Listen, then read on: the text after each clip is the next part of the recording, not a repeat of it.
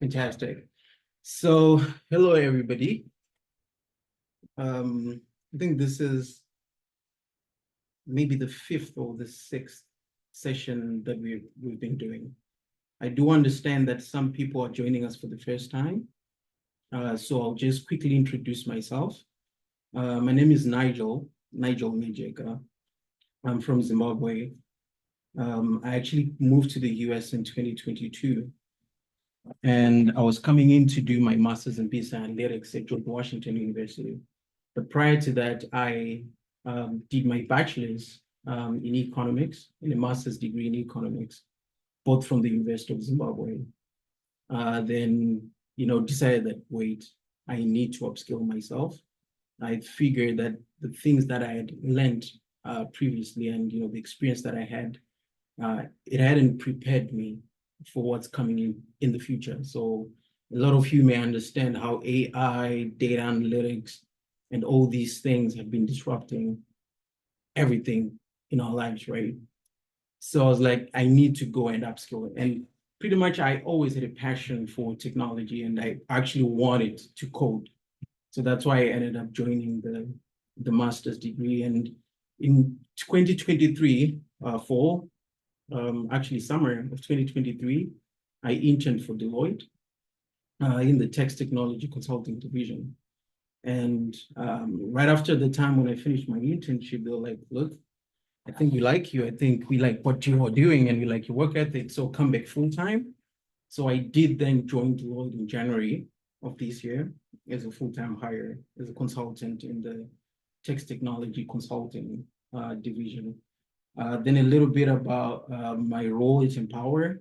In 2022, I can't remember. Yeah, it was 2022. I mean, after I came to the US, I started helping a lot of people. I mean, these were mostly friends and family who were saying, look, I also want to kickstart my journey in the US and how can I do it? So I ventured into a journey of trying to help everyone who at least wants to walk the journey that I walked. So after that, I started referring a lot of people to Empower, and definitely Empower did notice this, like, wait, who's this guy referring a lot of people? They then reached out to me and like, we want to be involved a lot more with you. And they ended up making me their first ambassador. I do know that at the moment, Empower has multiple ambassadors, which is something that I'd always been talking about with them to say, hey, look, expand, right? Reach out to more students and make sure that they can continue helping a lot of people. Just to quickly go into my interest, I love piano. I do play piano most of the time. For those that follow my personal Instagram page, you'll probably see me playing piano. I do like playing chess.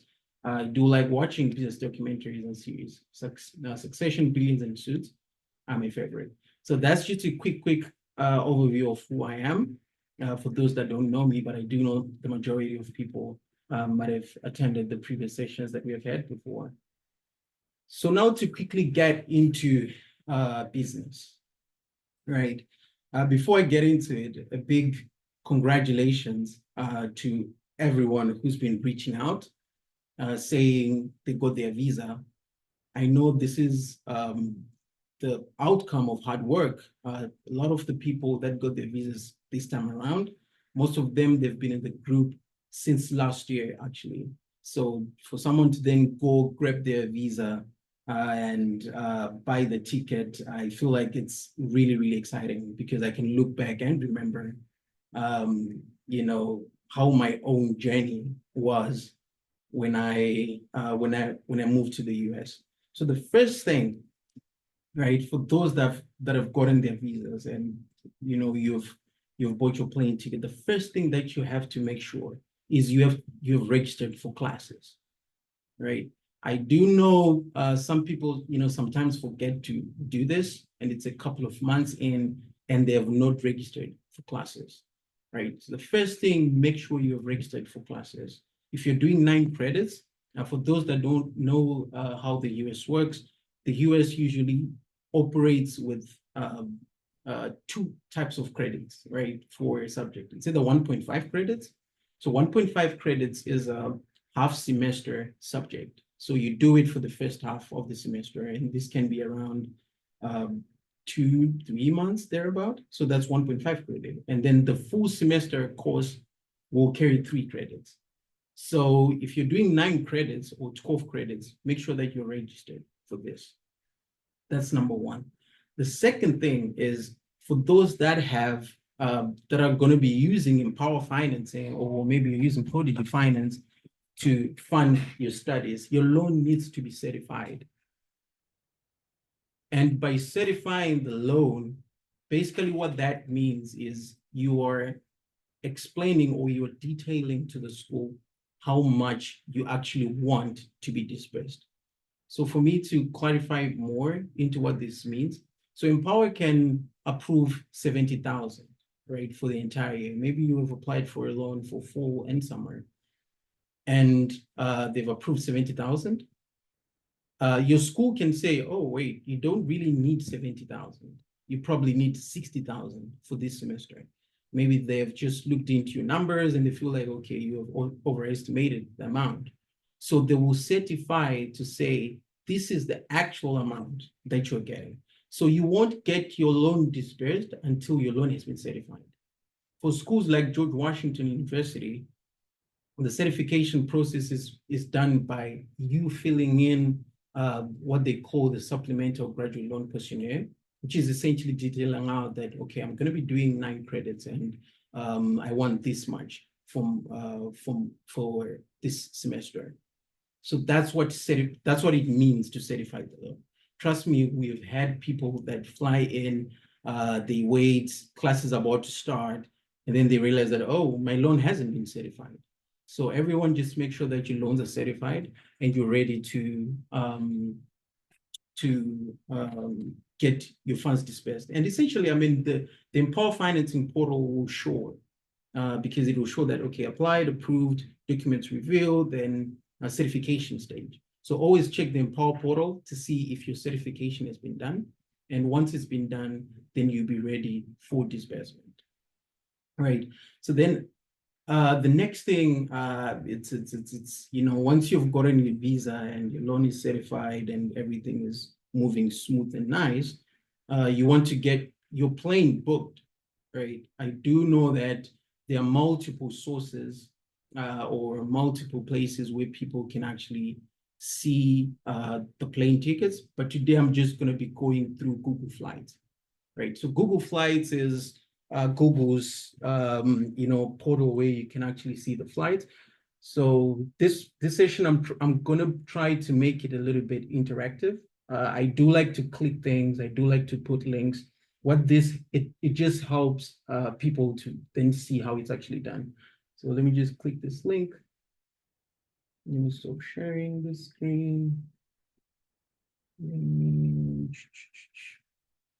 Desktop 1. All right. Let's just search Google Flights here. Google Flights. All right. So on Google Flights, you can essentially book your ticket from here. I've noticed that there may be agents online, but Google kind of gives a really good overview of tickets that are cheap and available, right? So for someone, for those that are going to be going to like different cities, I'm just going to be using Washington, D.C. as an example here. So you can just go there, you book your flight to say maybe you're coming from Harare. I'll try to be fast so that we don't spend too much time on this. You're coming to Harare and let's say Washington, right? So if you're going to Washington, it will give you a really good summary of the cheapest flights, right? The cheapest flights will be in green. So you essentially know that, okay, this is the lowest price that we're dealing with. Let's say you're flying in on that date, which is the 2nd of August. You get into Google Flights. So the reason why I wanted to make this quite clear to people is I do know that, for me, it was probably my first time coming to the US. So I didn't have much experience flying. So a couple of things that you have to focus on as you're booking your flight is always try to understand your itinerary and ensure that you fully understand the time that you're going to be flying, right? So if someone can just come here and be like, okay, this is the cheapest flight, let me book it up.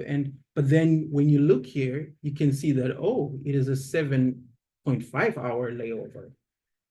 This is not too much, right? But there may be flights that have an overnight layover, and you may need to book a hotel, right? So being able to clearly look into this and see and understand your itinerary and book the flight that you want the most, that will definitely help out.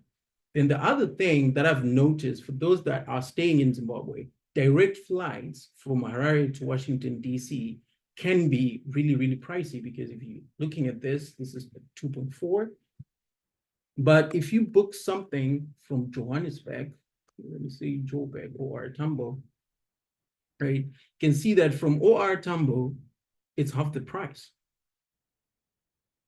So someone can then book 2 flights, which is what I did. I booked my first flight using a cheaper airline from Zimbabwe. I can't remember which one was that, but I think it was FastJet, something like that.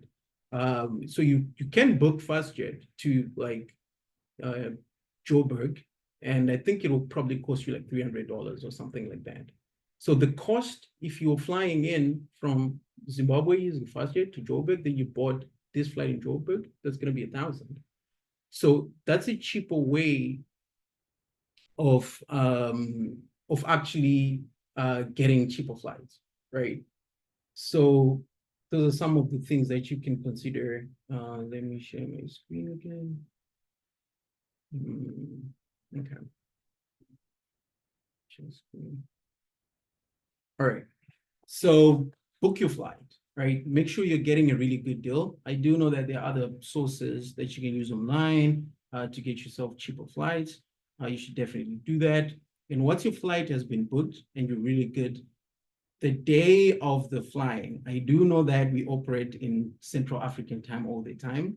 I just had to put this. I just had to put this. Make sure that you check in early, right?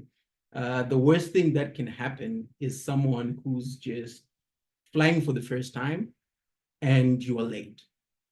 You will be disgruntled. You feel like the world is crumbling, Just make sure that you check it early. You're there on time.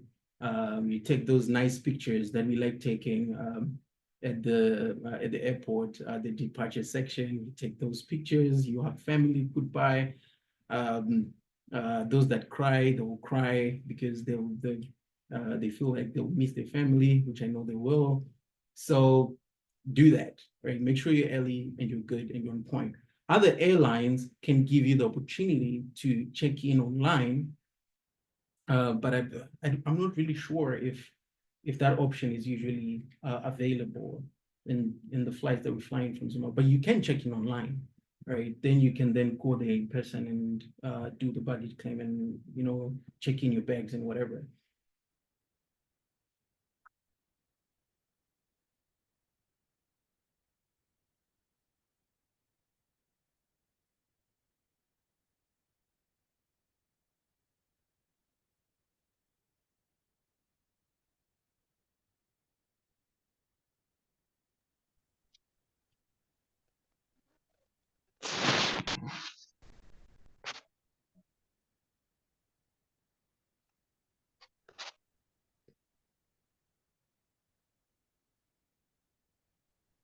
I'm sorry, Nigel, we can't hear you anymore. Oh, everyone else, you can't hear me? Yes, we can. We can now. Oh, okay. Sorry. We can hear you now. Nigel. We can't hear you again. The last part we heard properly was the goodbyes and the departures. Okay, sweet. So the next thing you have to do is to make sure that if you have someone picking you up and they're going to be driving you to your accommodation spot, then do make sure that you've reached out to them, you've put the itinerary, and they're expecting you in time. But if not, make sure that the moment you arrive on the airport, you download either Lyft or Uber, And these are prominent ride-sharing options that are available in the US, right? So you download those applications, you set up a quick account, but actually, I feel like you have to set it up while you're still, before you get to the US though, because if they'll require a phone number, you won't be able to um, register for it. But so try to download your ride-sharing app ahead of time. So then the next thing, once you get into the US, you need to check in with the International Services Office. And I think this is actually a law that you have to follow within the first 48 hours, I think. So you check in with the ISO. So you check in with the ISO and give me a second. I think we're good. So you check in with the ISO, which is an online check-in. You do that quickly and you should be good. That shouldn't be a problem.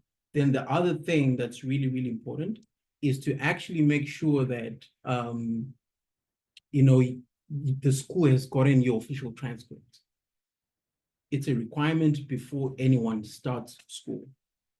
Schools want your old university, whether you went to the University of Zimbabwe or you went to Midland State University or Chinhoyi, they want to see the official transcript. And someone reached out to me and they asked me if they can carry their own transcript. Unfortunately, you cannot do that. It needs to come straight from the school.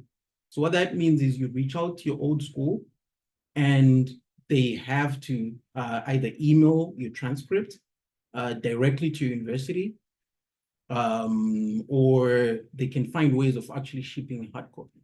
But I do know that emailing directly does work, and that's what a lot of universities accept. The next thing is the medical reports and vaccinations. I do know that there's a requirement that if you are below 26 years old, you actually have to show the immunization, documentation that we got. You remember when we were little kids in Zim, I actually have a faint recollection of my mom taking me to a clinic close by in our area, and she had this yellow book where, they would take, okay, he's been vaccinated for measles or he's been vaccinated for TB. And if you're 26 years or below, schools, they want to see these documents. So you have to start preparing ahead of time before you come. You can go to a hospital or you can go and see a nurse and they can help you to, show that documentation. So it's really important. And others have been asking me is if the COVID-19 vaccination is still required. It's not a requirement at the moment. Since COVID died down, schools have not been asking for the vaccination. So you will be still fine. Let's go to the next thing, accommodation. So yeah, this is a big one, right? A lot of people have been reaching out to me talking about, accommodation options. Where can they look? What are the things to consider? What are, some important things that they have to think about when they're looking for accommodation, right? If you do not have friends or family that you're going to be staying with for the first couple of days or for the first couple of weeks, you have to maybe start with an Airbnb. The beautiful thing about Airbnb is they have all price ranges, right? They have price ranges for like cheap options where you can pay something like, can't remember, like $50 a day or even less. I actually remember last last year thereabout, someone went to an Airbnb for like $30. But if it's that price, then it's not going to be the nicest thing in the world. But if you do want to start, then you can use super cheap options, right? So Airbnb is a really good starting point. Then secondly, do not pay for a house that you have not seen, right? I do know people can still be back home and they're still in Zimbabwe and they're like, hey, I really need accommodation. I've gone online and I've seen this nice looking apartment online. you will regret it, right? The apartments are usually, don't be deceived by pictures, right? I've been in situations where I was looking for a new apartment and I just see an apartment online and I'm like, this is gonna be really nice. This is what I want. And the moment I go to the apartment, I was like, what is this? Right?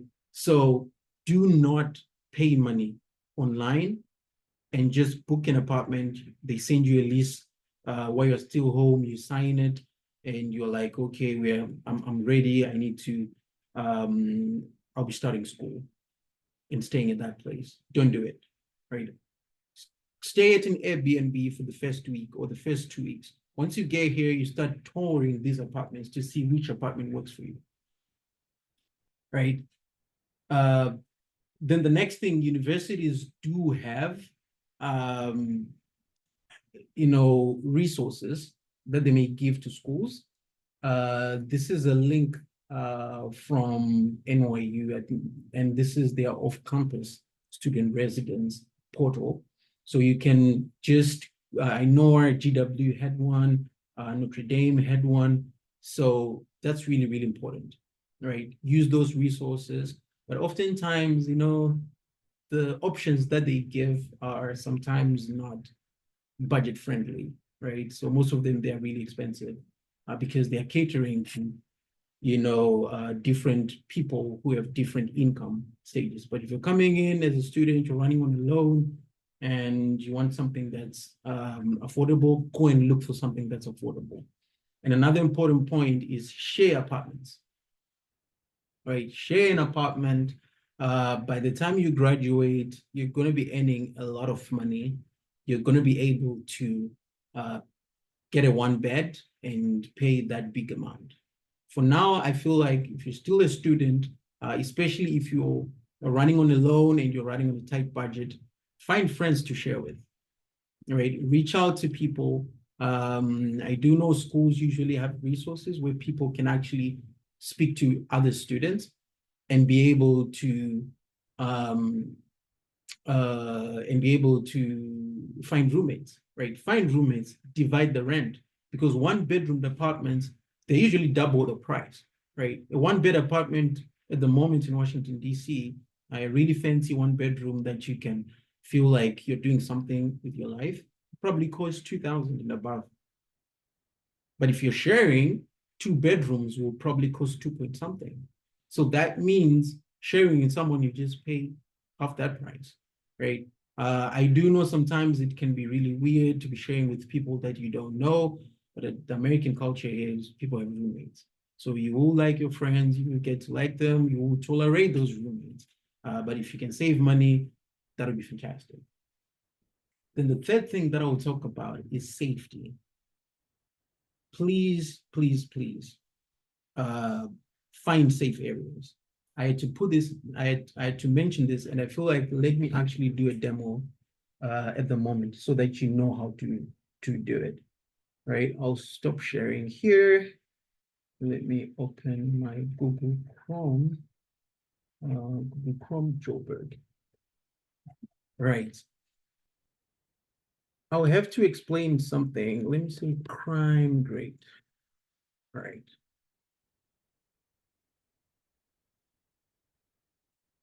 You might have you might have gotten a chance to actually listen to the news, and you hear about gun shootings in the US, you hear about violence in the US, you hear about all the unfortunate things that happen to people. What I will say about that is that depends with where you're staying. You can actually go and stay in an area where you'll be hearing gunshots every day. Or you can actually stay in an area. I've been in the US for about 2 years now. I've never had a gunshot. I've never had anyone being killed. I've never had anyone being shot. It's been 100% peaceful, right? But someone else can tell you that no way we're talking about the same US. So you have to make sure that if it's an Airbnb, if it's an apartment that you're going to be searching for, if it's whenever you think you're going to be staying, you have to do a check, a crime grade check. I can easily show you an example. I think I had one before here, right? So this is an area that someone reached out to me, saying, "Oh, I've seen an Airbnb in this area. Is it something that I can take?" I mean, it kind of seen the Airbnb, it was looking nice. I was probably about to book for it. But then look at this grade. It's rated F. Your home is 300% more likely to be robbed with no home security system. This is not a place anyone should be staying. So these are things that people have to genuinely consider, right? I can just put in where, let's see, 22209. This is where I stay. Nope, this is not the one. Let's see. So this one, that one was an F. This one is a D plus, right? So you can even just go on the map, right? Let's say you're going to be staying in New York, or you're going to be staying in Washington, D.C. or whatever. If you go here, you can easily see that there are maps, right? If you come here, if I'm scrolling, this is the Washington, D.C. map. You can see that there are places that are red, and there are places that are green. So you may need to just come and stay in this area where it's red. And also it's important to also understand the type of crime that's happening in that area, right? So you can come, let's say here, you can see that, okay, violent crime, it's grade D. That's not good. Property crime is grade D minus, other crime is A. So you definitely want to check the violent crime, because that's the most important one. This refers to shootings and people being mugged and all that. So to me, I always tell people, go for B plus, right? At most B minus. Don't go below B minus, right? But it's preferable to get B plus and above. What that means is that place is safe. You can walk at night. You don't need to worry about things. And that's a really, really important point to consider. Safety is important. Let me come back to showing my screen here and show desktop number 2. Okay. All right. So safety is important. Make sure that you're using that. Then the next thing, let's talk about bank accounts and credit cards, right? So when you come to the US, you know, especially if you were using an Impala loan, and you know, you have to set up a refund, right? Because that's how you're gonna get your money. So, like, for those that have been in the sessions that I've been talking, you know, we talked about this before. Your Empower loan will be dispersed to your school. So your school receives the money. So what will then happen is you will go into the system, and after, let's say, 30,000 has been dispersed for the semester, and 20,000 is your tuition and fees and everything. So once the 30,000 goes to the school, the school will take its $20,000 and you'll be left with $10,000. So you have to set up a refund account. And by refund account is to just upload your bank account. So you have to create a bank account. So the most, I feel, and number one, a couple of things to consider when you're choosing a bank account. Choose a bank account that's prominent, right? Don't go and start banking with the Bank of George Mills, something like that. It's not known. It means if you have issues, if you have a problem with transactions and it's going to take time before you can get your issues resolved. So it's really, really important to deal with the banks that are prominent and the banks that are known. And this can be Bank of America, this can be Chase, And this can be the whole lot of, prominent banks. You can just go and search online. When I came in, I opened a Bank of America account, and it's been fine. I've never had issues with it. It has so many branches in almost all the places, but there are situations where your school can be located in an area that's a bit remote. So you'll notice that this can be a thing in the US, because you can see a top school, for example, the University of Notre Dame, one of the best schools in the US.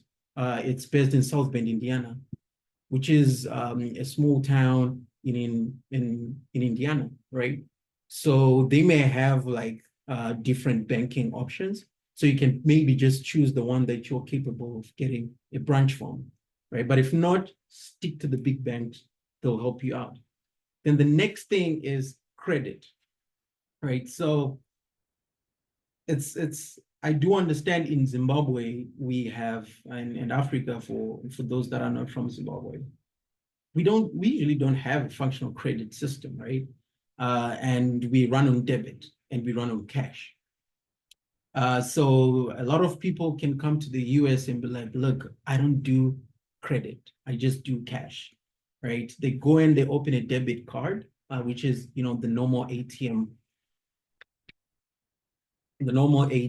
account that we have in Zimbabwe, where you put a certain amount in your card, and then you go and you swipe. If you buy food for $10, you just swipe the $10, and if you account it 500, if you swipe the 10, you get 490, etc., etc. We can do that in Zimbabwe since we don't have credit, or we can do that in other African countries when we don't have credit. In the US, you have to open a credit card as soon as possible. All right. So do not use cash at all. You'll be robbing yourself, right? Because the American economy runs on credit. Everything is credit. You can have $1 million in your account right now and go to a certain place and they'll be like, we can't sell you that. You say, no, but I have cash. Like, yeah, I mean, we don't accept cash. What's your credit card? What's your credit score? Right? So credit is big, and you have to make sure that you start building your credit as soon as you can, as soon as possible. But for you to open a credit card, they need you to show your social security number. So as international students, when you come into the US, for those that don't know what a social security number is, I'll just explain. A social security number in the US is like our ID number in Zimbabwe. In the US, they don't have ID cards. They don't have ID numbers, right? The normal 63 that we have, they run with social security numbers. So everything that you do, like how we do it in Zimbabwe, if you commit a crime, your fingerprints will be taken and they'll be put on your ID card, on your ID number. If a bank looks up your ID number, they can see whatever that you've been doing, financial, that equivalent, that thing in the US, that's the social security number. So it's really important that when you come to the US, you get that social security number going as soon as you can. And how do you then get this? As an international student, you can only open a social security number if you've got an employment offer. So the employment offer doesn't necessarily need to be a whole internship offer or a whole full-time employee offer. It just needs to be, I'm going to be working and I'm going to be paid something. So this can be you working for a one-day event on campus, right? I know a lot of people in DC here, they opened their accounts on the graduation day. So if a school is doing a graduation day and they're going to be working an hour or so helping the school with different things, they can just get that job. They work for an hour. They use that offer letter to go and open the social security card. And once they get the social security card, immediately you go to the government and you say, I have an employment letter. I'm ready. I'm going to be working. I'm going to be paid. Here is my social security number. I mean, this is the offer, sorry. get the offer, you go to the government, they'll give you a social security number, and then you come back and you go straight to the bank and you apply for a credit card.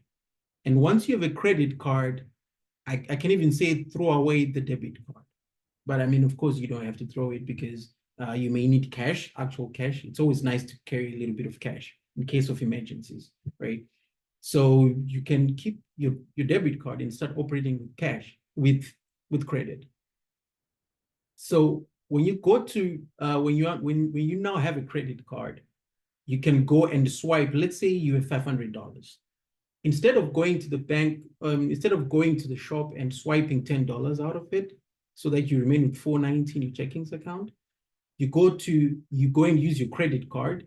You tap the $10 in your credit card, and then you've spent credit, right? You still have that $500 in your checkings. At the end of the month, when your credit bill is due, you can then pay that $10, right? It's the same $10. Someone has just paid it with cash and it's gone out of the account, and someone else has paid it later. What will then happen is the credit bureaus, they have credit bureaus in the US, and these are guys that will check your credit history and they will give you a credit score. So the credit bureaus will then look at that transaction and say, oh, look, Nigel is a responsible is responsible with his debt. He spent $10, he borrowed $10, and he paid it back. So increase his credit score. So once they increase your credit score, when you then go to buy, take a mortgage, or you want to buy a car, or you want to rent a house, they'll consider you favorably. And the duration of your credit depends on how high your credit score will be. So that's why I'm saying it's something that you need to do as soon as possible, right? Then the next thing is get an ID. I do know that you have your Zimbabwean ID, but it's just nice to get a state ID, right? I do have a link here that's showing this. This is the state. This is the website that we get our IDs from in Virginia. It's really important for you to get that, right? Go and get your ID. If you can, if you have a Zimbabwean driver's license, immediately when you get to the US, go and get the US license so that you just get the headache out of the way, right? It's easy to convert your Zim license to the US license, if you have a Zimbabwean already. Quickly convert it, get a US license, and you'll be fine. And the next thing is the moment, the first day, or the moment you get to the US, go and open a line, right? It may seem minute and just talking about something, go and get a line, right? It will help you with your internet. Trust me, you will get lost if you don't have internet.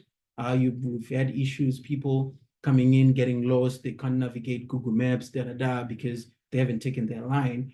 And I had to talk about this so that, you can either get one from T-Mobile or AT&T. I usually recommend T-Mobile because T-Mobile is cheaper.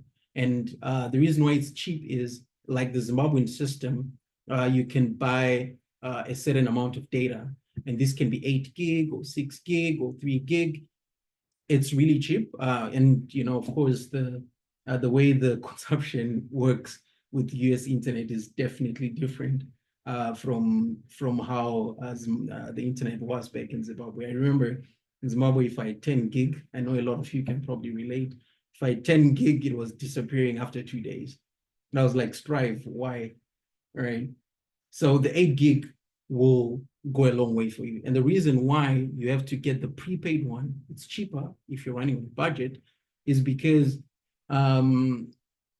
you have Wi-Fi everywhere, right? The US has Wi-Fi everywhere. Like if you go to a bus stop, there's Wi-Fi. If you go to the classroom, there's Wi-Fi. The moment you go home, there's Wi-Fi. The only time you actually need internet is if you're on the go, which is why I then say okay, just get a prepaid one, get a fixed one. So you actually pay something like $15 if you're buying like 6 gig, which will last you for the whole month, right? So it will save you a whole lot of money, because if you get the full contract line, it will charge you maybe $60. So a great way to save money. Then the next thing that I'm going to be talking about is transportation and campus life. The US has a really, really, really fantastic public transportation system. Of course, I do know that it depends with the state that you're in or the city that you stay in, but the public transportation system, it's just great. You know, you know, I do spend some time in New York. You can be with billionaires on the train.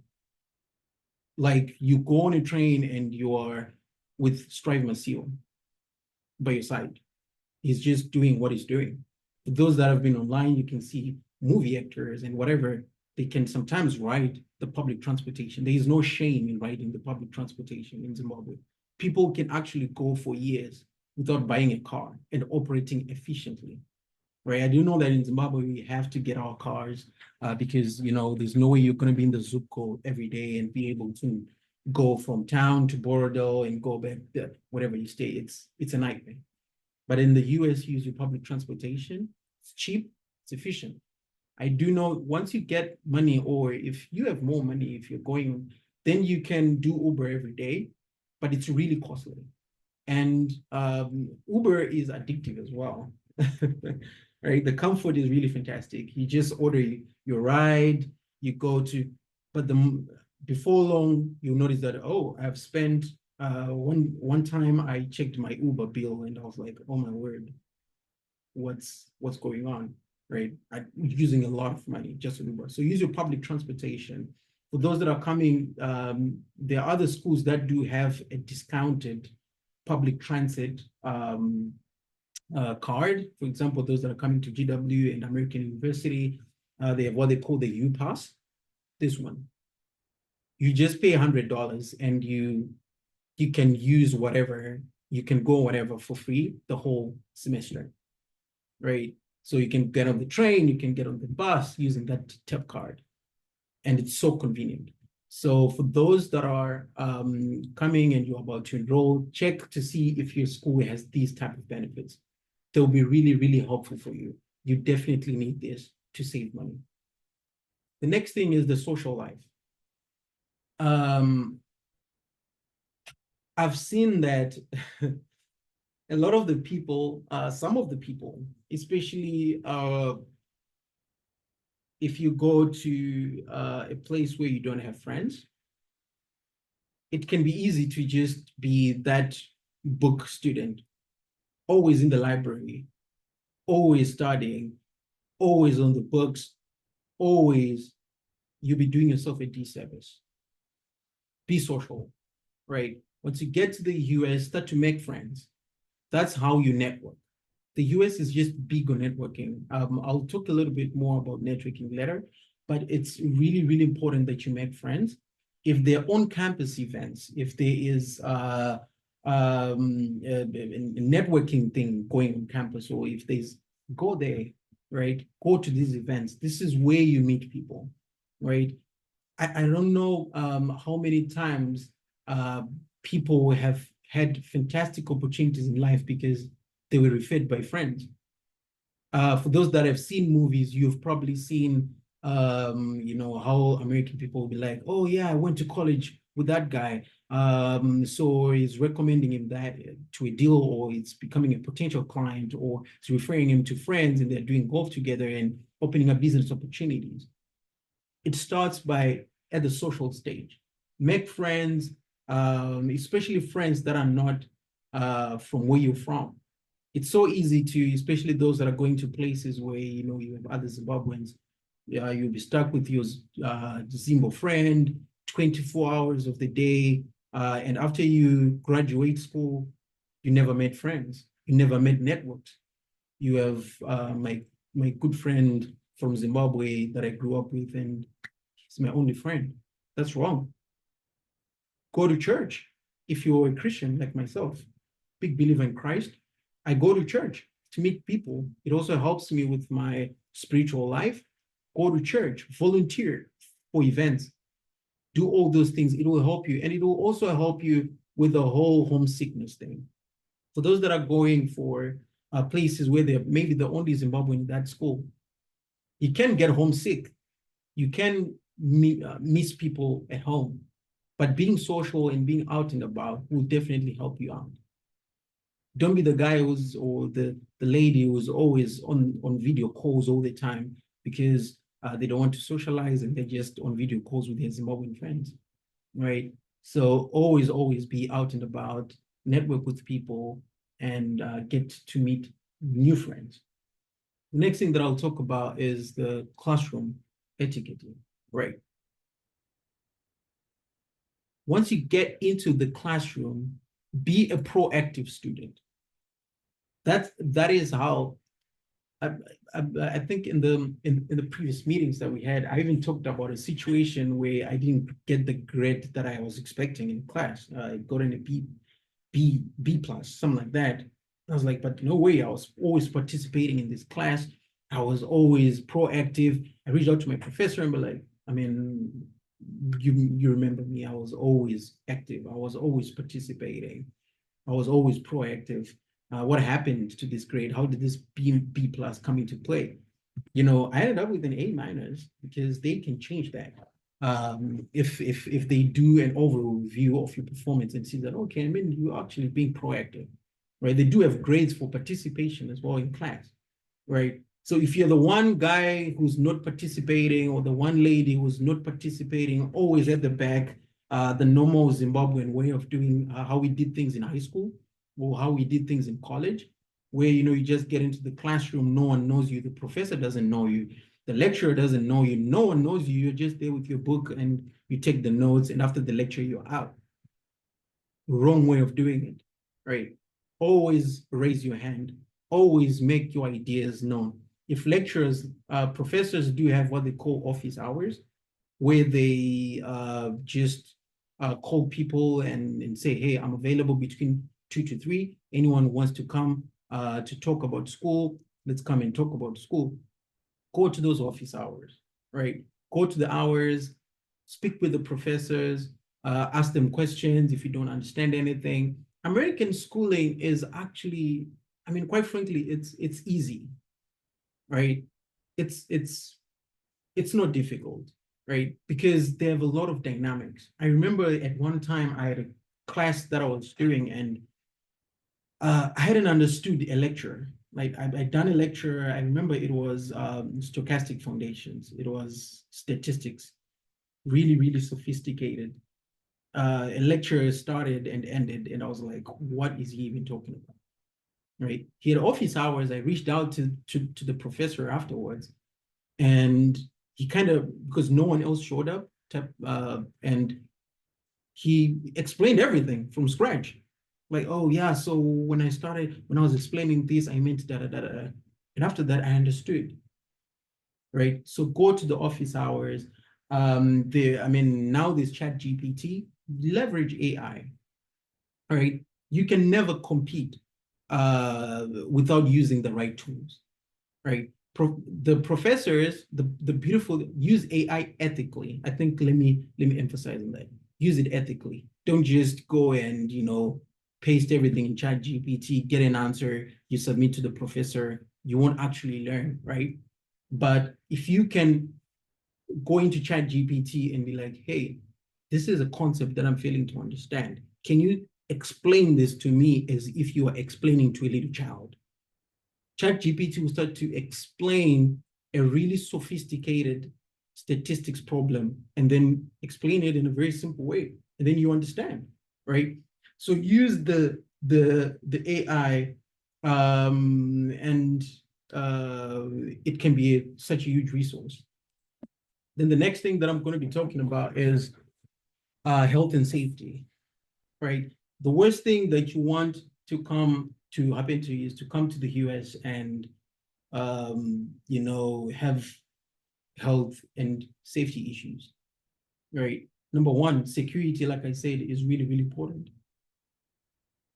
always check for security alerts. There's an application called Citizen.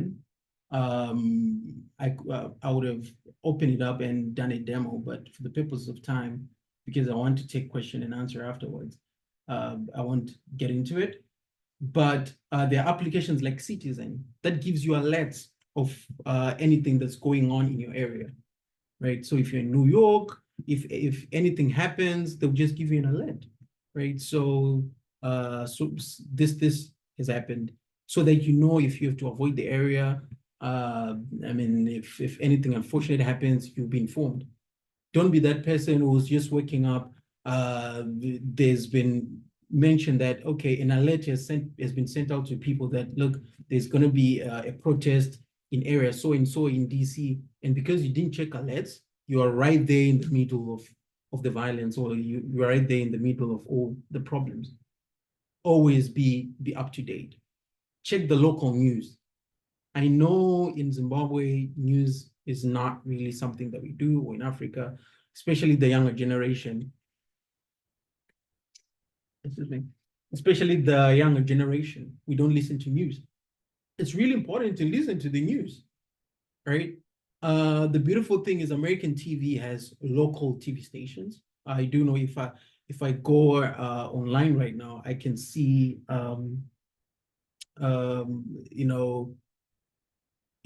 Washington DC news. I can just get to understand and hear what's going on in Washington DC, right? Gone are the days when you would, I mean, if you're moving to the US, the US problems are now your problems, right? So you need to understand what's happening. Because you can, they can just go on the news and say, oh, there's going to be, inflation happening, or if it's a security alert to say, since I came, they haven't had these issues, just to make it as a disclaimer. They can give an announcement in news to say, hey, there is a terror risk being expected in Washington, DC. It means you have to stay home if something like that is happening, right? So don't be the person who's out and about because you don't listen to the news, you don't check alerts, and then you're out and about when something has been reported on the news that it's about to happen. Or they can say there's going to be a hurricane, right? So when I was in Zimbabwe, I used to say, oh yeah, Zimbabwe is so blessed. The weather is really fantastic. We don't have hurricanes, we don't have tornadoes, we don't have all these things.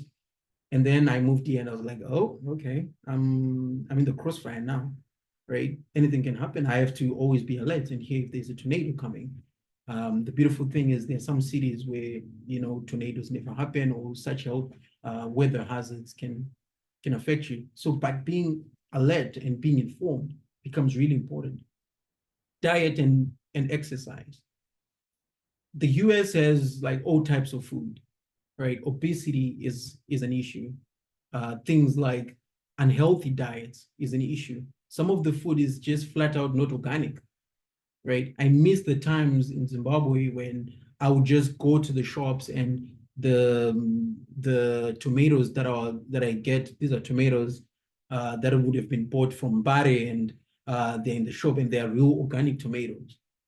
Or if I buy a mango, you know that it's a mango that came from a tree and it's organic and natural and it's good. You can get a bottle of water like this and you know that it's real water. But in the US, water sometimes is not actually real water. When you then look at the ingredients, you can see that, oh, it's not as pure, right? You can go to the shop and you buy meat, which is not real meat, which is genetically modified meat. So that means you have to be conscious of what you're taking into your body, right? As a Christian, we say your body is the temple of the Holy Spirit, right? Take care of your body, because you'll never be happy and enjoy life in full if you're not taking care of your body. So the moment you be aware of your diet, right? Know look at the ingredients, right? I know in Zimbabwe, we never check the ingredients. I'll just get in there, take my packet, gobble it up, take it into my body. I have to check now to say, oh, what's being used? Is this real food, right? If you're ordering food, look for organic food, look for organic meat, look for organic fruits, right? If it's ground fed, the better. It can be a little bit expensive than something that's modified or something that's not organic, but you better buy expensive food and eat healthy and take care of your body rather than save money, eat rubbish, and then be sick afterwards, right? So make sure that your diet is fantastic. Exercise, right? Go to the gym, right? The beautiful thing is everywhere you go in the US, there's a gym.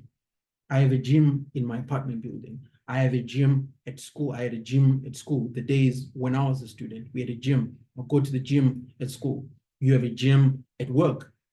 Everywhere there are community gyms.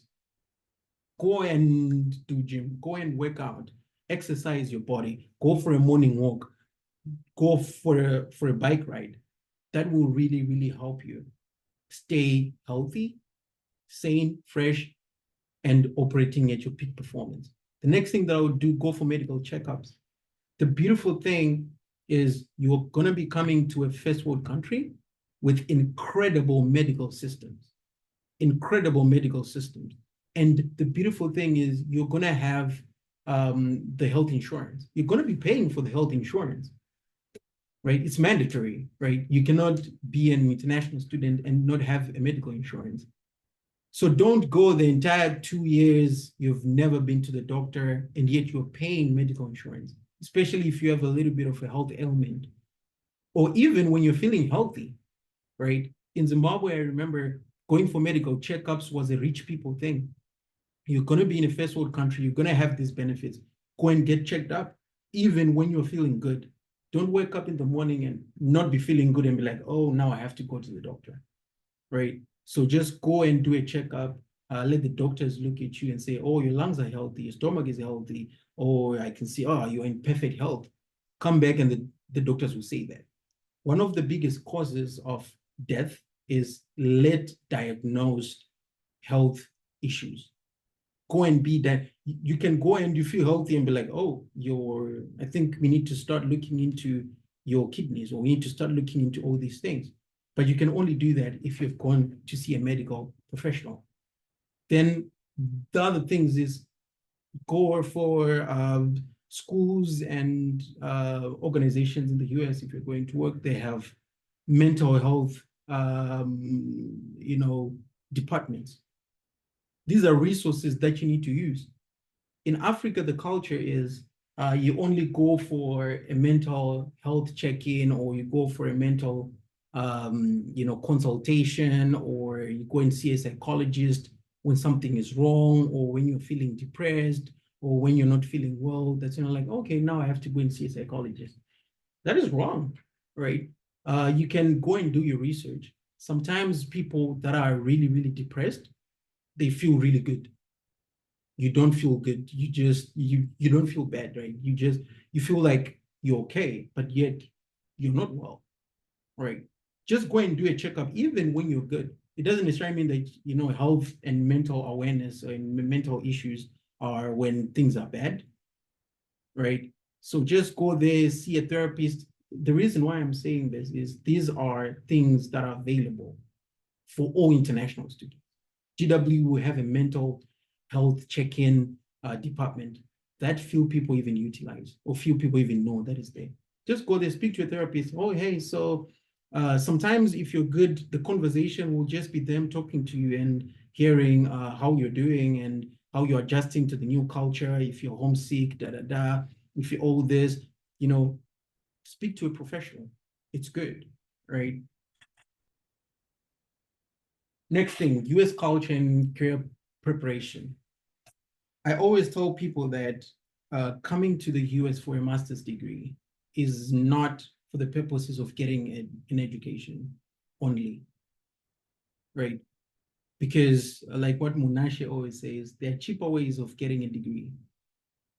Really, really cheap ways of getting a degree. If it's for certification, then just get it in Zimbabwe. It's cheap. You can pay 500, 400, even less, and you can get a certificate and you're done. The whole reason why people are going to be coming to the US is for career, to my understanding at least. It's going to be for career. So the moment you land, be for the career, be intentional about your career. And this will start with networking.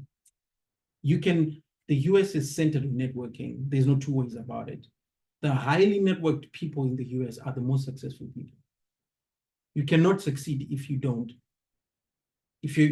know something, right? I mean, even this session, right? I'm telling you about these things about US culture because you know me, or you know me through online, but by you being connected to me right now, I'm sharing about these things that are happening in the US, even though you are not yet in the US. The same will go for you when you're in business and you're looking for employment. Someone like me will know $1 million opportunity that you don't know about. Or they will know a vacancy that's open that you don't know about. So be able to reach out to people, connect with people, and they will tell you these things like, hey, Nigel, look, our company is recruiting. I think you'd be a great fit. The moment you're a fit, be rest assured that's how you're getting the job. So if they're career fairs, attend it. If you have an elevator pitch is just you talking about yourself, selling yourself in a way that's really good to say, oh, I have these skills, I'm great at this, I'll excel because of this. Make sure that it's vibrant. The second thing, build your online presence.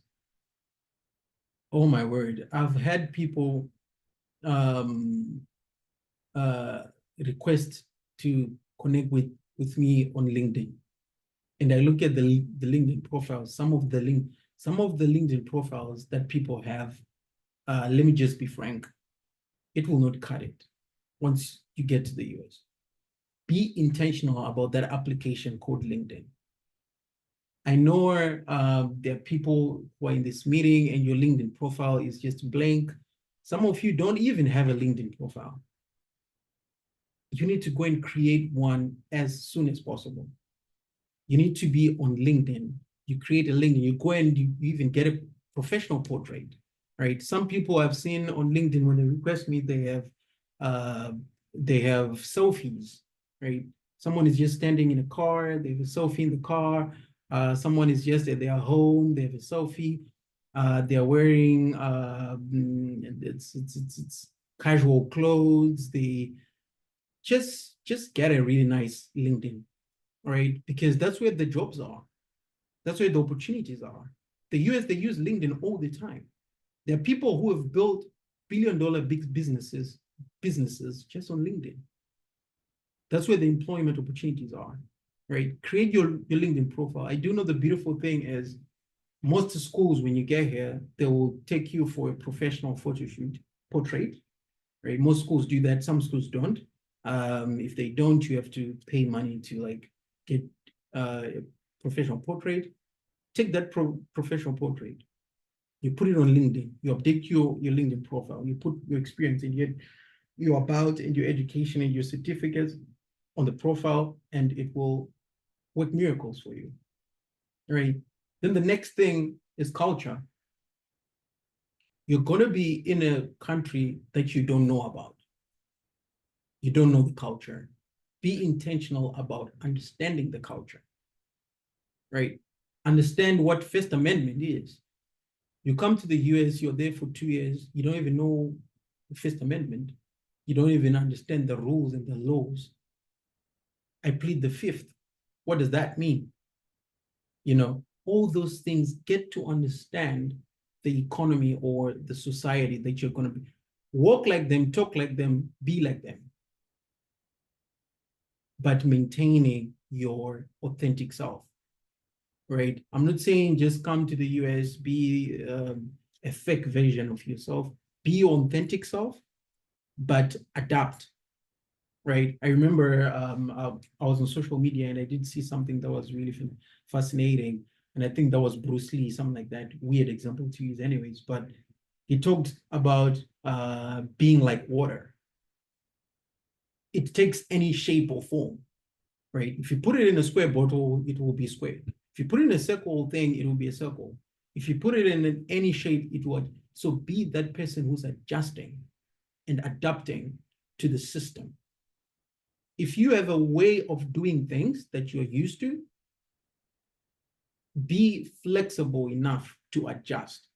It's like in the US, if people you know, do eye contact as a way of speaking, and if you're not looking them straight in the eye, they think, oh, you're being deceptive, or you know, you're not confident, or one of those issues.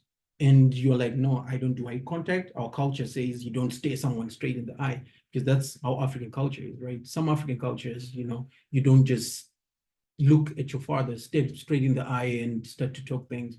That can come out as rude. But if you come to the US and they're like, you need to maintain eye contact when you're doing your things. For you to be confident, you need to walk up straight. If we agree to meet at 12, you need to be there at 12. Don't be doing the opposite, because you'll be doing yourself a disservice. Adapt, be part of the culture, understand the culture, and use the culture to your benefit. Right. The next thing, on-campus employment opportunities. This is a big one, right? Especially for those that are going to be using a loan to fund their education. And poor financing will have the monthly loan payments, interest-only payments. So paying the interest-only payments every month using the loan itself is not sustainable. You want an on-campus job. In fact, the on-campus jobs, start to apply for them now. And this, and by I mean people that are about to come to the US. Start applying now while you're still in Zimbabwe. Go on the portal and the website. This is a student jobs link for the University of Notre Dame. I could have just clicked it, but for the purpose of time, I'll not be getting into it.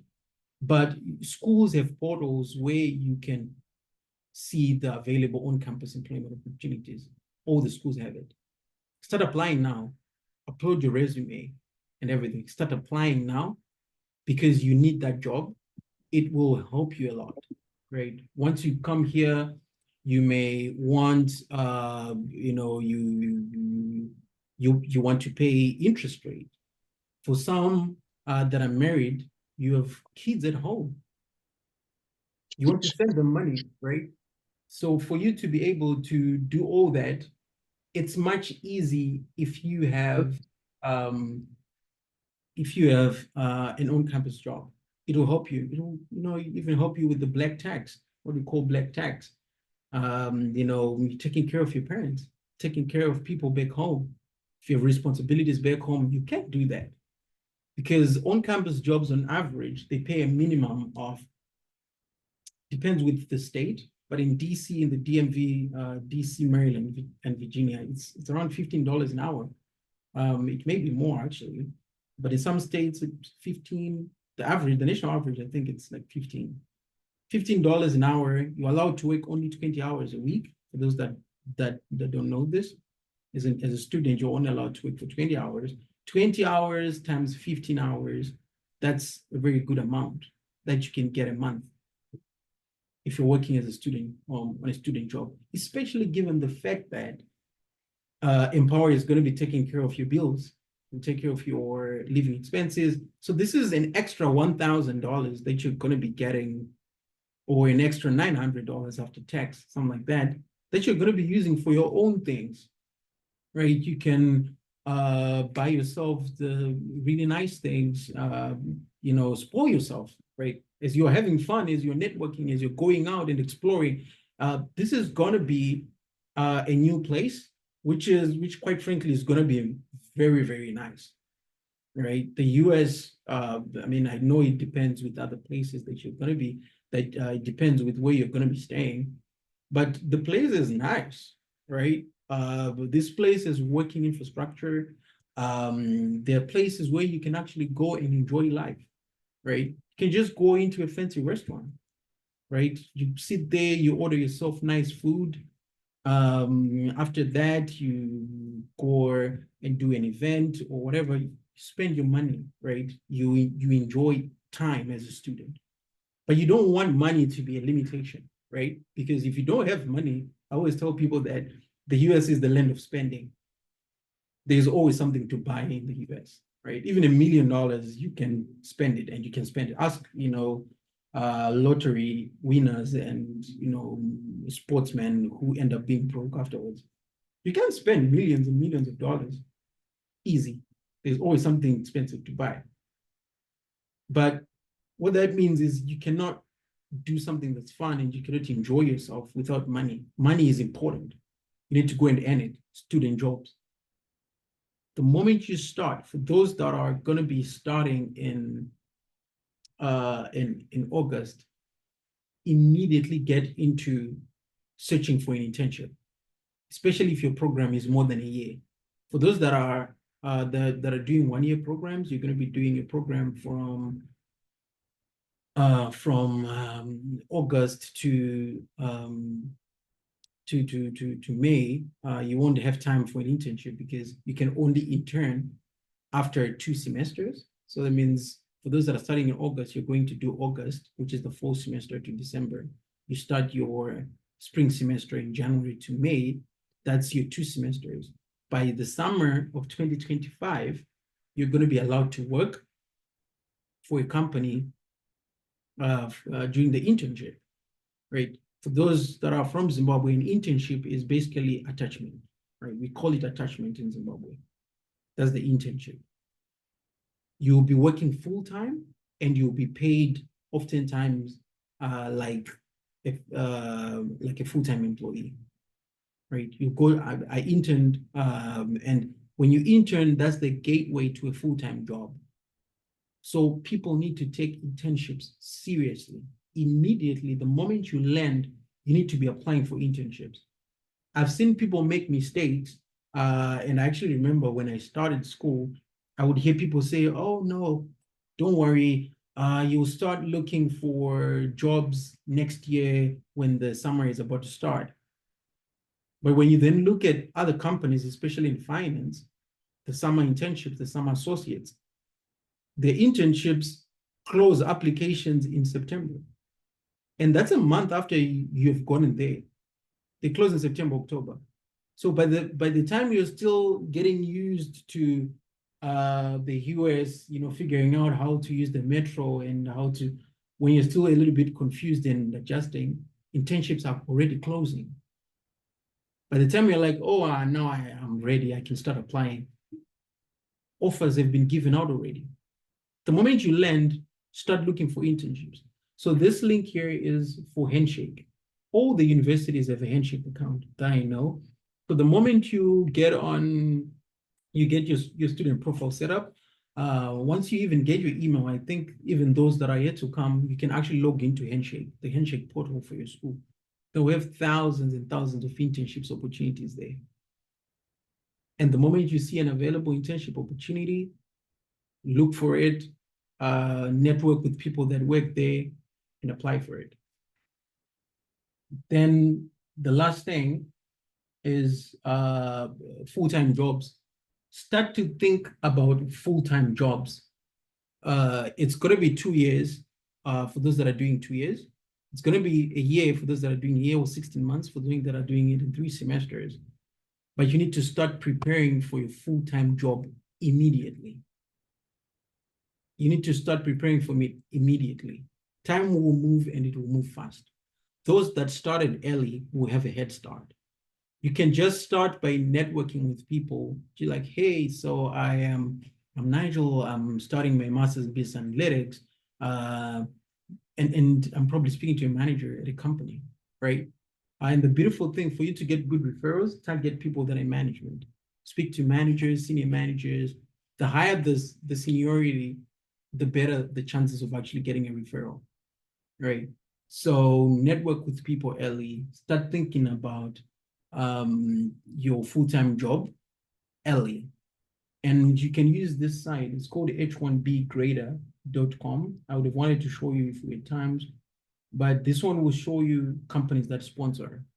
So check to see if the company that you are interning for sponsors, right? There are issues when people go and intern at a company that doesn't sponsor. They'll waste your time because you're going there, you intern the summer, other people are interning at companies that sponsor. By sponsoring, I'm for those, since we do have people that have not been through this journey before. By sponsoring, when you do your studies and you graduate, there is you want to extend your visa, right?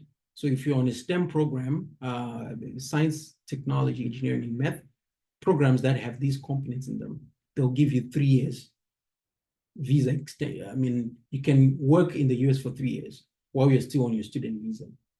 But after your OPT, they call that OPT, the extension, the 3-year extension. It's called optical practical training.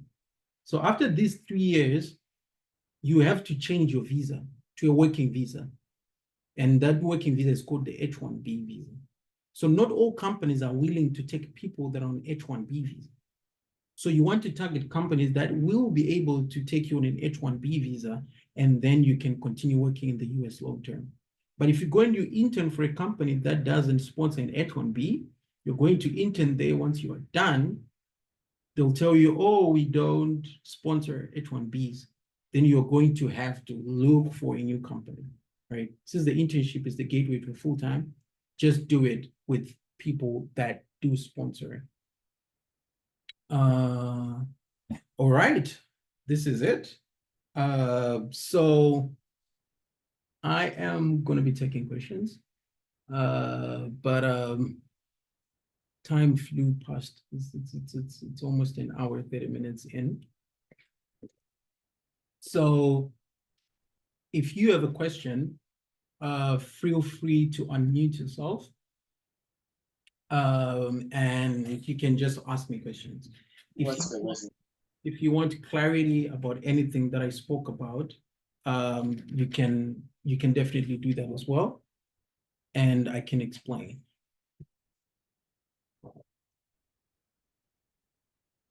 Anyone? Hi, Nigel. Oh, yeah. Hi. I'm good. I'm good.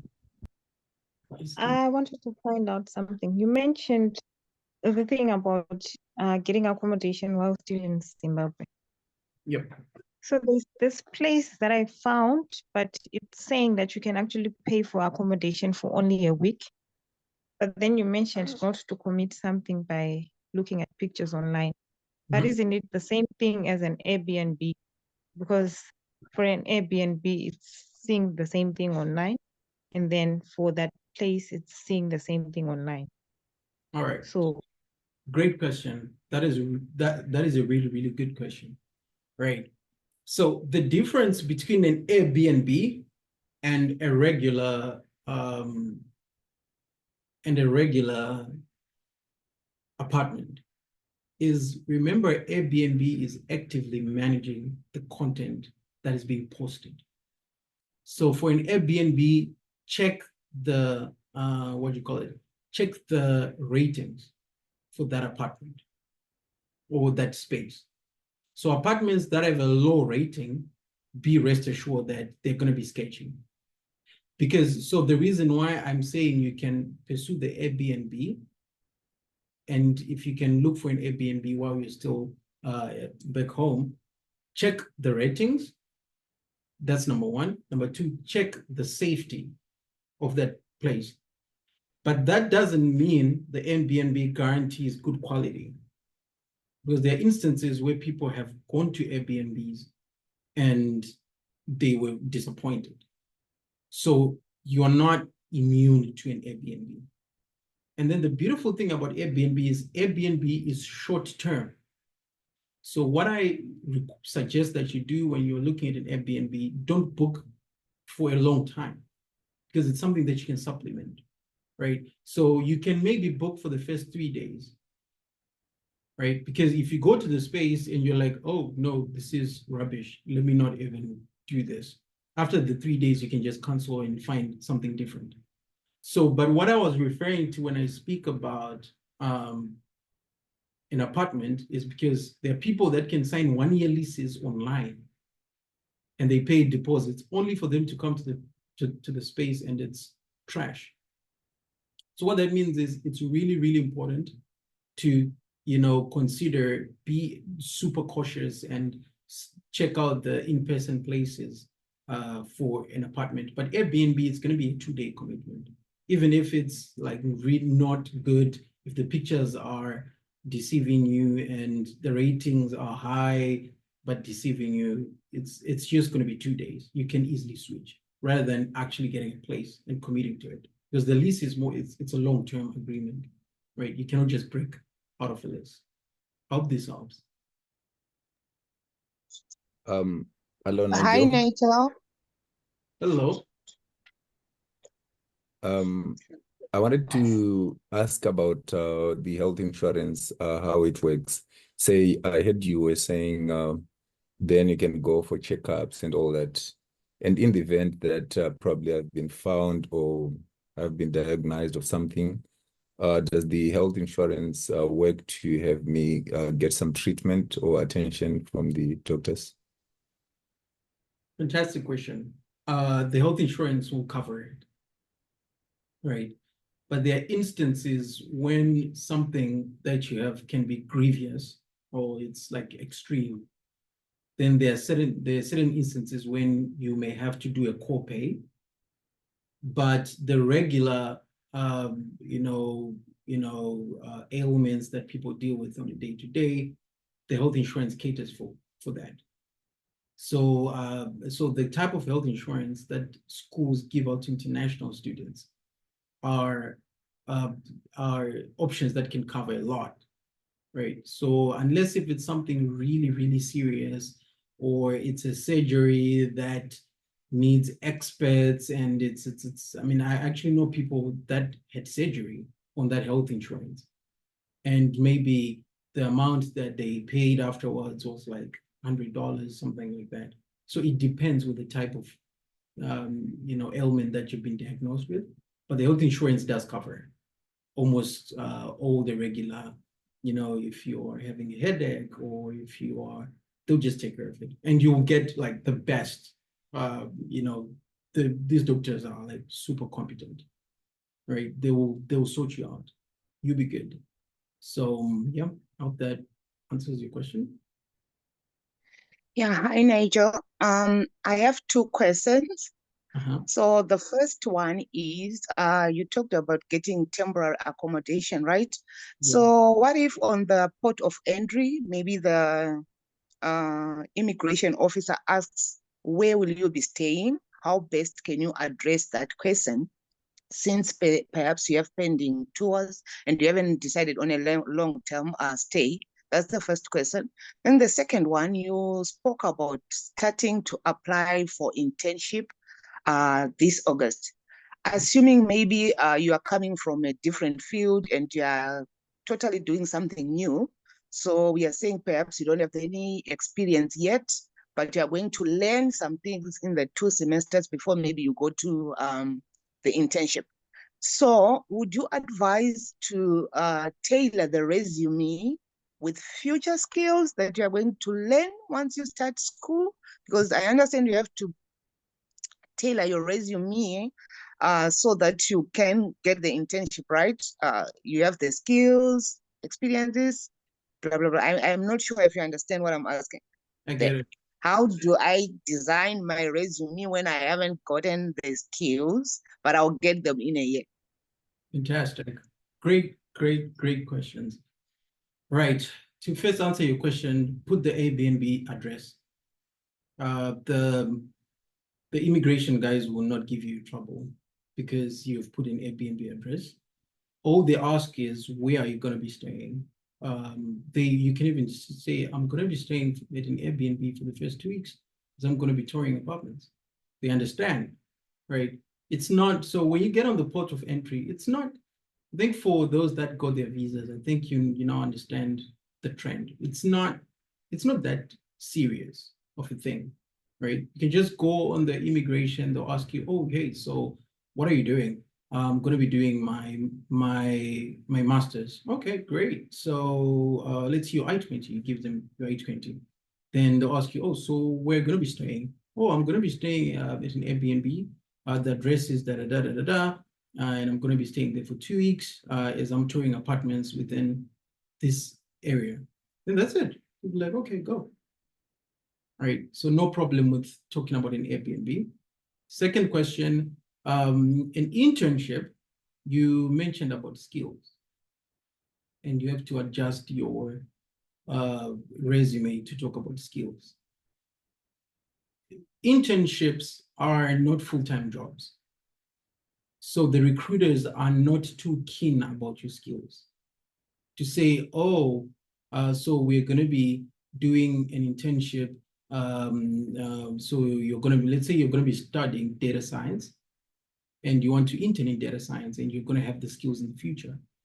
They know you cannot like come and say you are a whole expert data scientist, right? So what people will do is they put the courses that they're studying, right? So if you're learning Python programming and you're learning R programming, put those things that you're going to be learning, right? They will act as your skills for that moment. You can even put the skills that you are going to be earning in the future and then just put as intermediary or beginner knowledge, right? They'll understand this. It's an internship at the end of the day. They know you're there to learn and they're coming there to teach you how to do things. So you can adjust it, put the courses that you're doing. That's what they will look at. They want to see what are you studying? Because it's an internship. What are you studying?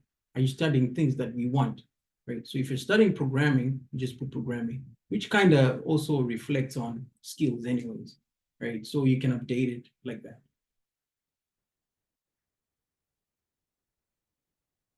All right. I think we had another question. I want to ask something. All right.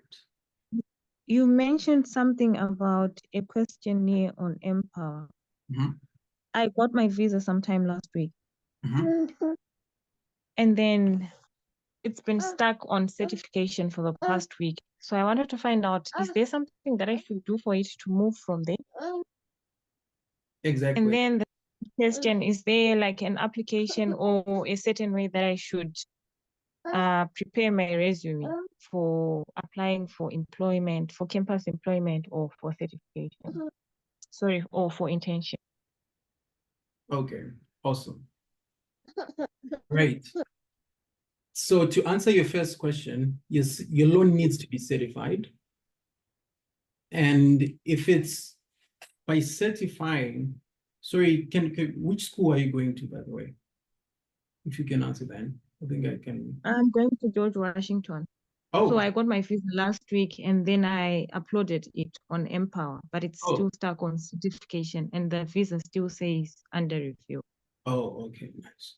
So if you're Yeah. going to George Washington, that's easy because I went to George Washington and I know. Right. So the form that you have to go and search for, you can write this down. You go on Google and you search for GW Supplemental Graduate Loan Questionnaire. I'll just repeat, GW Supplemental Graduate Loan Questionnaire. That's how you certify your loan at GW. You download that form. It will have different sections where you put your name, you put your reg number, you put in your loan amount to say how much loan are you applying. You put in the credits that you're going to be applying. So this is what I was talking about earlier. You write the credits that you're going to be doing. You probably know these credits because by now I think you've registered classes, right? So you check how much credits you're doing, and then you write down how much one dispersed. That is since you're going to GW, I actually know the numbers. The credit, it's going to be $2,050. So if you're doing 9 credits, you have to multiply 2,050 times 9 so that you get the tuition amount. Then your health insurance is going to be 1,600 thereabout. You put your 1,600. You're going to have a little bit of fees of about $500. You put that. So that's the amount that you know you will need for fall.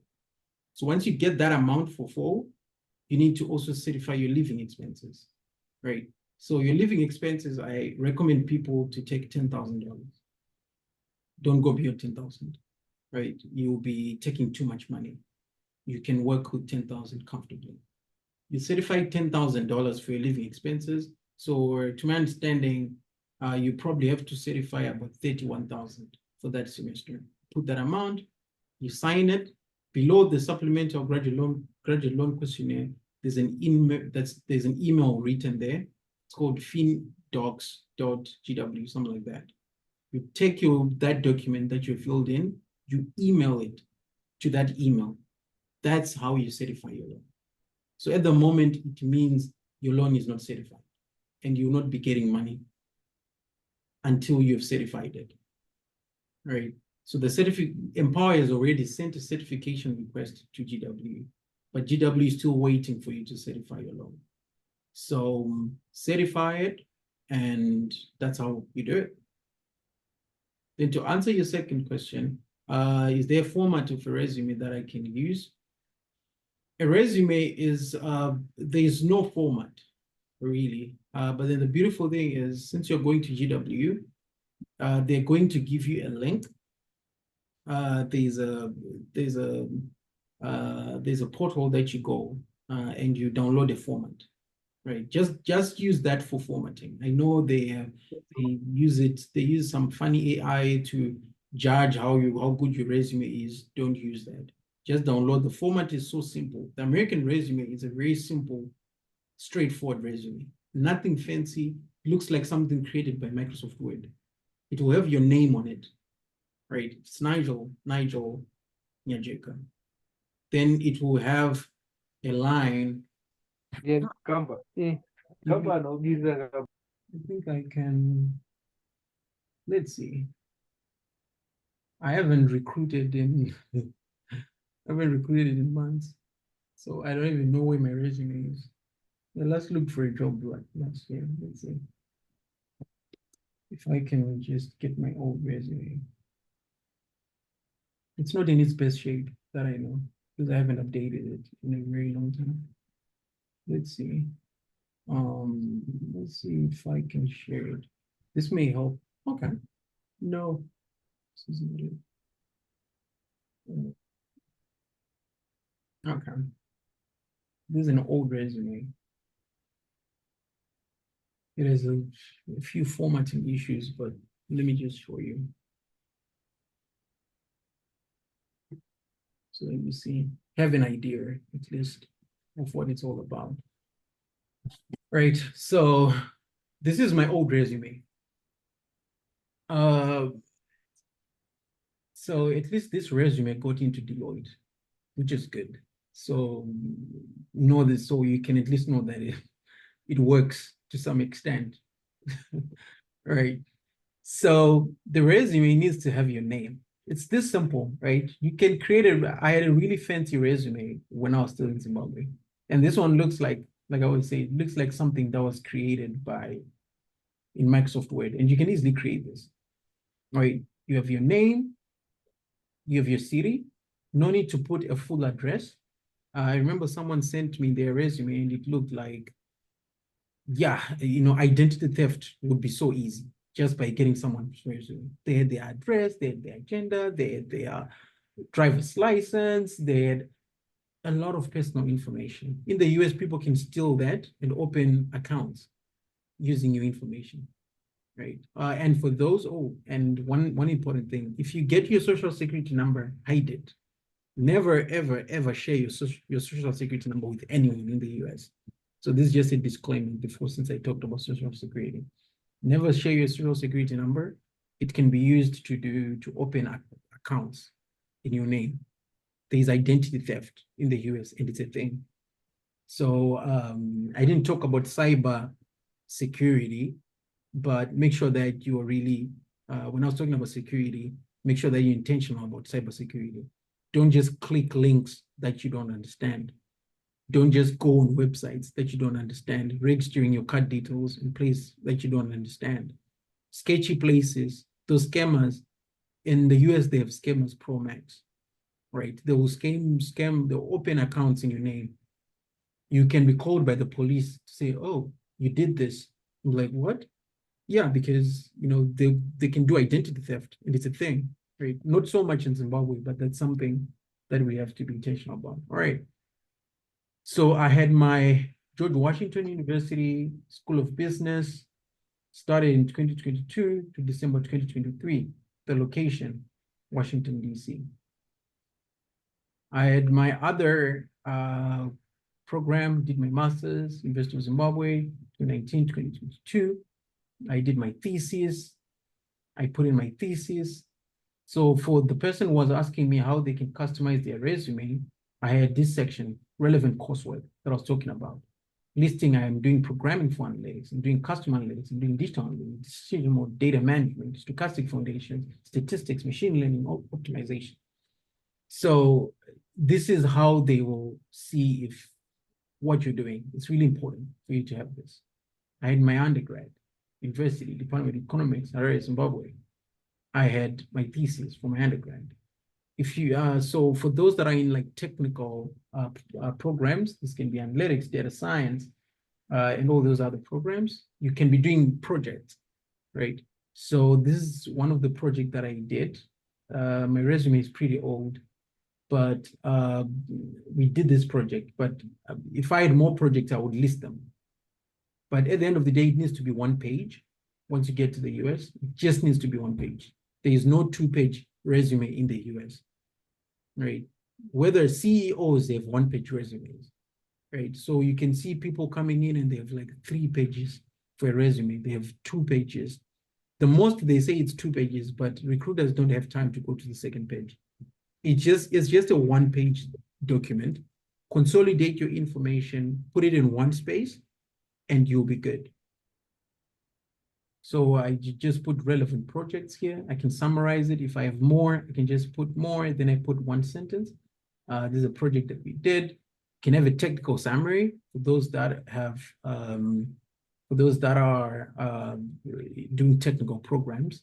To my understanding, if you're coming to do a STEM, like what I suggest, you're probably going to have a lot of technical skills.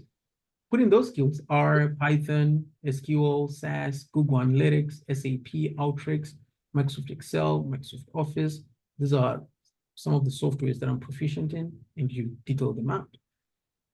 R, I just did it in class, so you might as well just put it. Experience. These were during the days when I was interning, right? So you can say, oh, I work for Deloitte, I'm interning, way in the tech technology consulting department. All right, nice. So what were you doing? So a resume always has to start with action statements, right?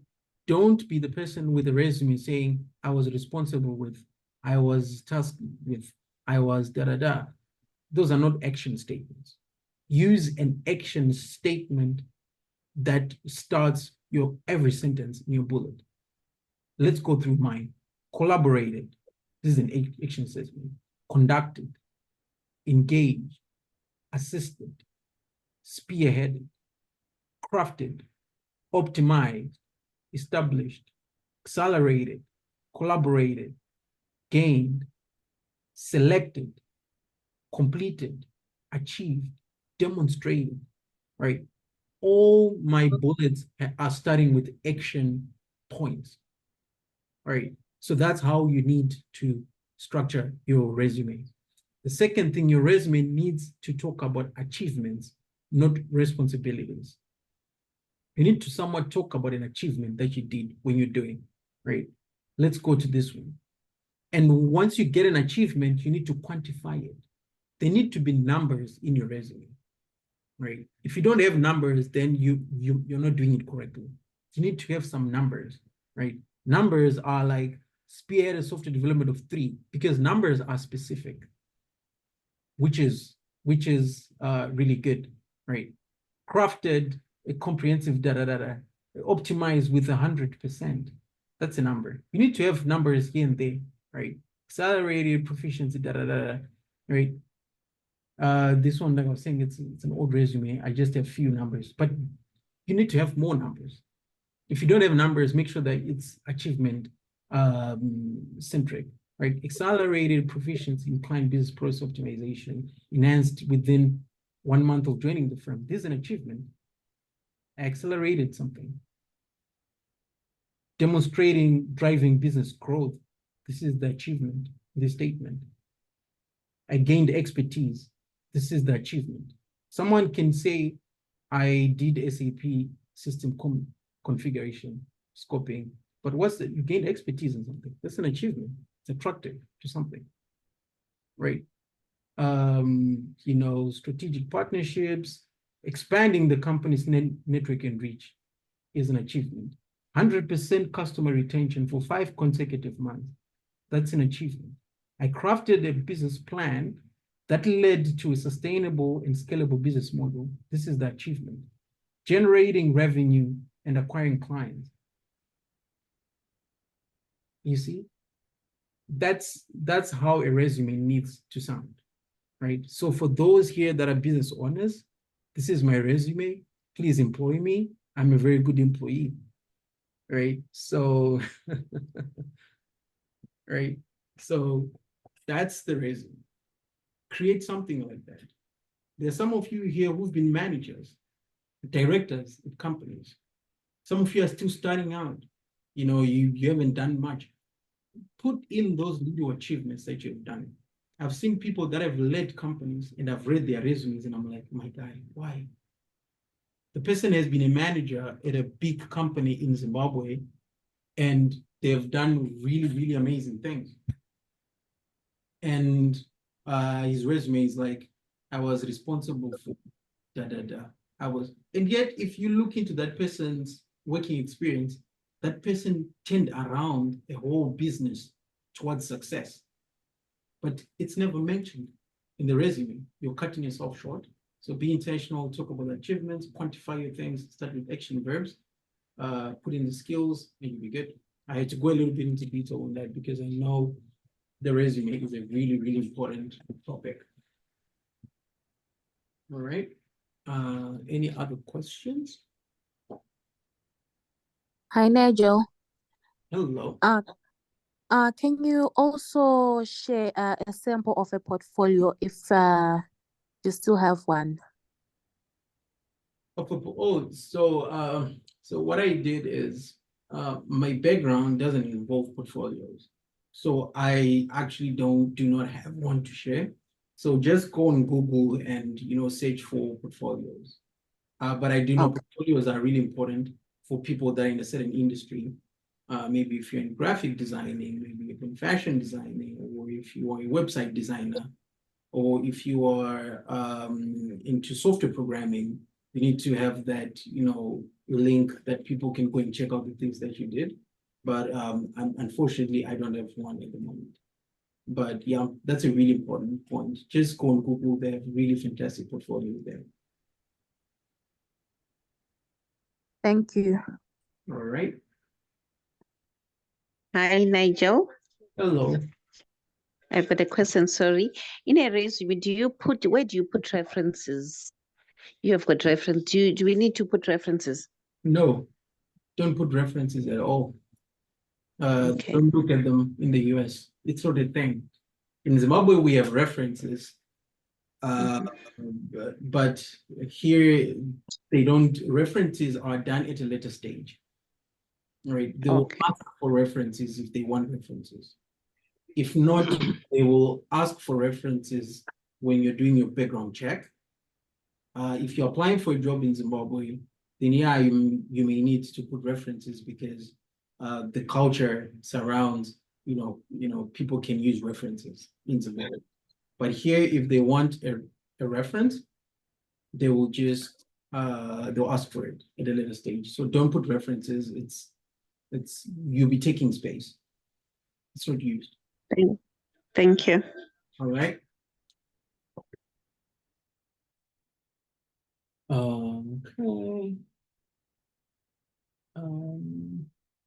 Let's see.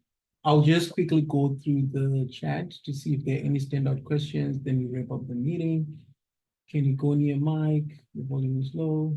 Oh, sorry. I hope you could hear me better. Not audible. You're not audible anymore. All right, that was before. No sound. Sorted now. Okay, so we had a minute where you can hear me.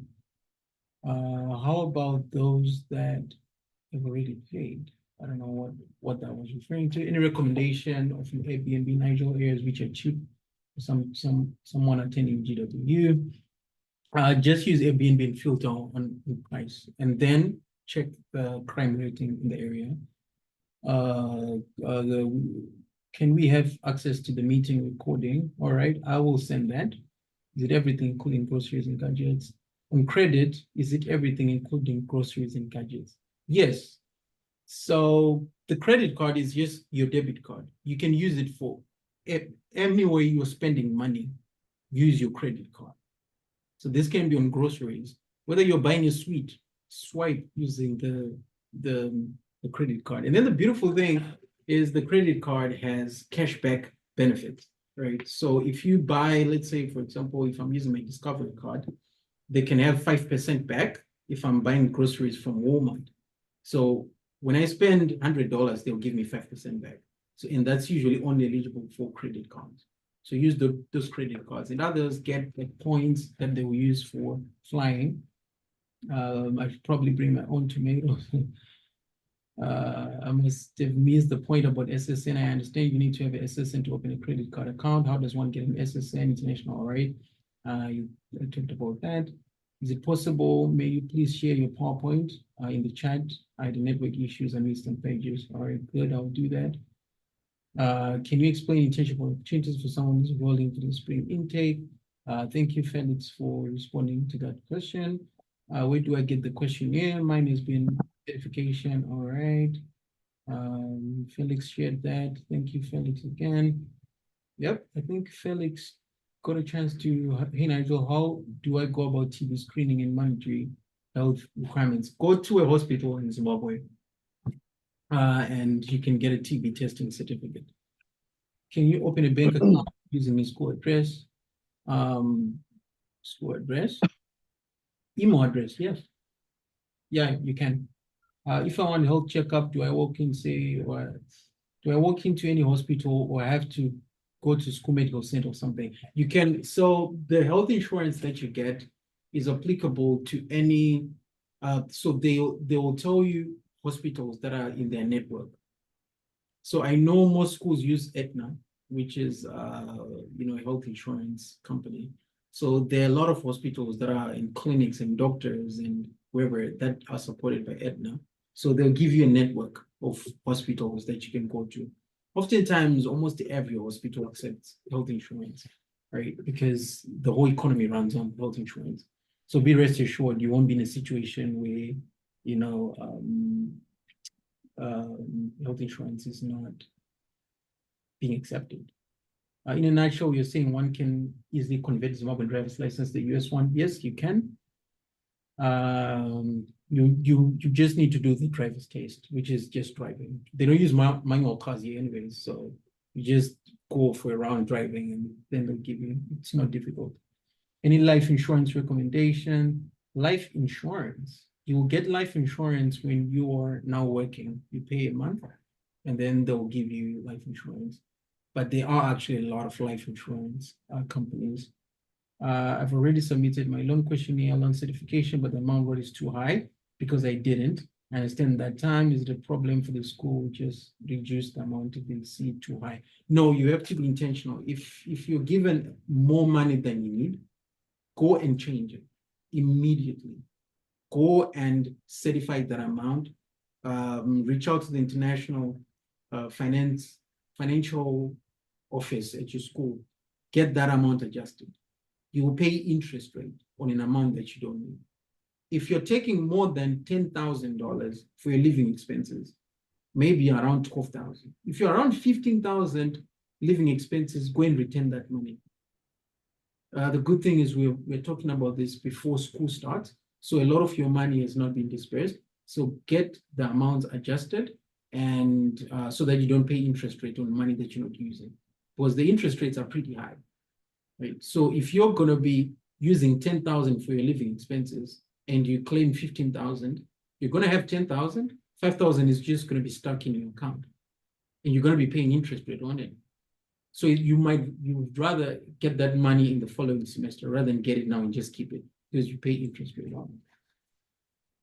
I don't think my school has a loan certification questionnaire like you mentioned. Illinois Tech, checked online and can't find it. Should we just wait while the school and employer communicate, or reach out to your financial aid office to hear how your certification process works? Some schools you don't have to certify it manually. All right, some schools, the school does it for you. I know American University just tells you that we have approved you for 10,000 living expenses. All right, so reach out to your school and you should be done. I'll just take the last question here. How do you return the funds to Empower to reduce interest payments? You just speak with your financial aid department at your school and they will return it back. It's not difficult. Is it possible to get the TB screening that side in the US? Yes, you can get it, but it's more convenient to just do it in Zimbabwe. I don't know if TB screening is something your medical insurance covers. So you may end up paying more money for it when you can simply just get it for a fraction of the price. For the license, can we convert using the metal Zim license? Yes, you can. Is it possible that someone from F1 visa to apply for asylum? That's a completely different visa issue. So asylum, if you're in the US, then anyone, if you have genuine reasons to claim for asylum, then yeah, you can, because it has no F1 student requirement, right? But if you're here on an F1 student visa, it means you're on your way to get residence without needing to claim asylum. So, but anyone can claim asylum, whether you are F1 or not. So I think this is it. Everyone, this has been great. This has been fantastic. I hope you're able to benefit from everything that I've been talking about. We do have a WhatsApp community. I do know that a lot of the people here came from that WhatsApp community because I sent in the link in that, but we do have a WhatsApp community. If you're not in the WhatsApp community, you can just request the link in the email, not in the email, in the chat, and we can send you the community link. But we have a WhatsApp community that you can join and we always share updates, right? It's been very helpful. When we started this, we just started helping people out because we felt the need to give back, right? So the final thing that I would say is, once you come to the US, remember you are your brother's keeper, you are your sister's keeper, right? I know it's easy for someone to just come to the US and be like, hey, I'm here, things are good for me now. I have succeeded and I'm in the land of brave. But please do remember your brothers and sisters that are back home. You went to school with a lot of people in your undergrad. You have friends, right, that you went to school with. Once you are here, once you've settled down, help them out. Share information with them, right? If you cannot do it, maybe if you're not as confident in your abilities to help out, share the link, right? We are always there to help people out. Share the link with them and they can join the community. It's really amazing that the community at the moment has grown to about over 3,000 people. That is fascinating, right? So we're helping over 3,000 people transition to the US. And if you do know anyone that you think will benefit from this, forward them into the group, give them the link, let them join these sessions, and we can set them up. So I think that's it. The beautiful thing is we don't make people pay, right? This is all free. All this time we could have charged a crazy amount, but this is free of charge. This is people, community of people just helping, right? My policy or my philosophy is I don't want to make anyone pay, because I remember when I was back in Zimbabwe, a lot of opportunities came and I couldn't get them because I could not afford it, right? So the time I was able to help others, then why should anyone pay? If anyone can pay, then it should be, either Empower giving me a referral bonus to say, oh, you have referred this person to Empower, so we're giving you this 300, because Empower might have the money for that, right? I don't want people to incur the cost, especially people back home. they don't have to incur the cost. Companies can pay us for helping people. So that's how we refer people. If you do want to use my referral code, so that, we can help out with the loan, I usually just speak to the Empower guys. I mean, since, I've been ambassador with them for over 2 years now, around 2 years, almost 2 years. We have a portal for ambassadors that we reach out to them and be like, hey, they've kind of formalized it now. So we now have a formal process to say, all right, if I refer someone to Empower, I know the people that I speak with. I reach out to them and say, oh, hey, so Nigel has applied. This is Nigel's name. This is Nigel's email. Then I can give them a note to say, expedite this loan. So it has helped people to get their Empower loans approved quickly. And when people get issues, it just becomes easier for me to also help them out. So people can use the referral link. My referral link is NIGERTHO for those that are in the group. So when you start your Empower loan, it will ask you who referred you. You can say referred by friend. It will ask you for a code. You type in NIGERTHO. Then after that, reach out to me and I'll reach out to the team to expedite your loan. But that's it. Thank you so much.